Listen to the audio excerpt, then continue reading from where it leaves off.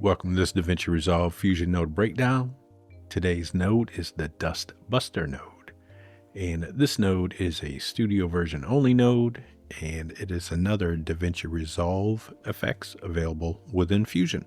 So we're going to jump into Fusion, and I've just got a little setup with some media with some fake little dust just merged together so we can kind of highlight this dustbuster node. And what the dustbuster node does is it's kind of like the automatic dirt removal tool we went over, but it's a little more in-depth. And the automatic dirt removal tool just automatically removed a lot of this stuff.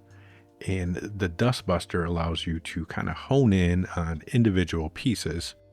And it acts kind of like the dead pixel fixer node we went over. So let's go ahead and bring in a dustbuster node so you can see what I'm talking about. So shift space, dustbuster, and there we go. We've got a dustbuster node. So on the node, it looks a little confusing, but it's pretty simple. Up top, we can either draw rectangles, draw ellipses, or place a patch. And how this works is it operates on a single frame. So if I go to say frame 28 and I fix this, it's going to correct frame 28, and that is it. So if you notice, it's only on that single frame. Whereas the dead pixel fixer, even though it operates kind of the same, operates on the entire clip. This is just a single frame. So let's go ahead and reset that. So you have three options to actually draw. So one is the rectangle. You also have an ellipse. And you also have place patch, whereas place patch is just going to be a single click. So if I go to the new patch size and change my size up, I have a larger patch size. And if I just click, it's going to add a little patch there. So those are fixed. But if I go to the next frame, they're gone. And then up top here, we have ways to navigate to our patched frames. So if I go over to say frame 16, do one, frame 6, patch one up, go way the end over here. Let's draw a big one and patch this up. If I go up here, I can go to our first little patch. This one will allow me to go to the previous modified frame or the next modified frame, or I can go to the last modified frame. And that's what these buttons up here are for. Now down here, before we actually click, we have to select our patch type. And by default it's set up to auto. And what the auto is going to do is it's going to go 2 frames back and 2 frames forward. So if I draw an ellipse, it's going to look at 2 frames forward or 2 frames backwards and then 2 frames forward to create our patch. And the same goes with plus or minus 1 frame.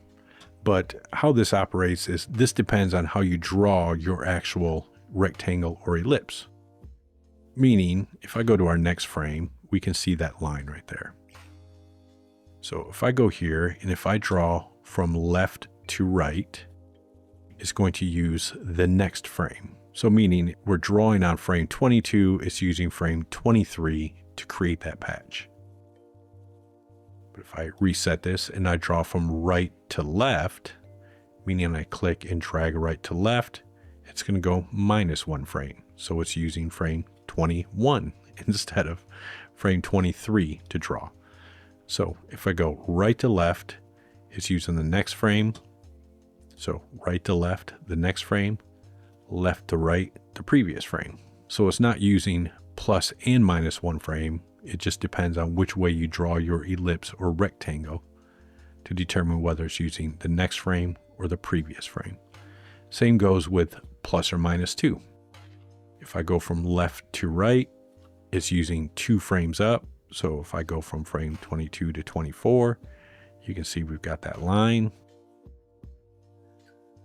And if I draw from right to left, it's going backwards 2 frames. So if you notice, we no longer have that line because we're actually on frame 20. So that's how that works. I know it's confusing, but that's how it works. For spatial, spatial is going to use a fill method to actually fill. So if I just select around here, it's using close pixels to create that. And let me go ahead and just draw a large one so you can kind of see what's happening. So in the fill method, we have grid, which you can see it's kind of gridded. We have horizontal, and let me select that so we can change it. We have horizontal, vertical, patchy, or smooth. And then for all these, you can adjust your patch options. So we can change the variability of those pixels. We can change the soft edges. And we can change the size adjustment of our actual patch. And if we mute it out, it's just shutting it on and off. And of course, we can delete the patch if we want. And under clone, it's exactly that. It's going to clone. So if I draw, it's going to ask where we want that to be cloned from. So if I clone this little spot, you can see we're adding the spot.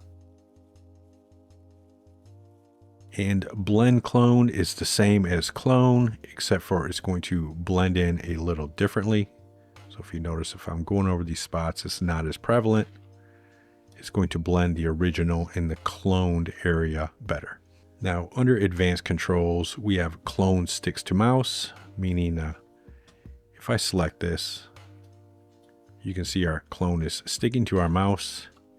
And if I uncheck this, and if I uncheck this, our clone is no longer sticking to our mouse.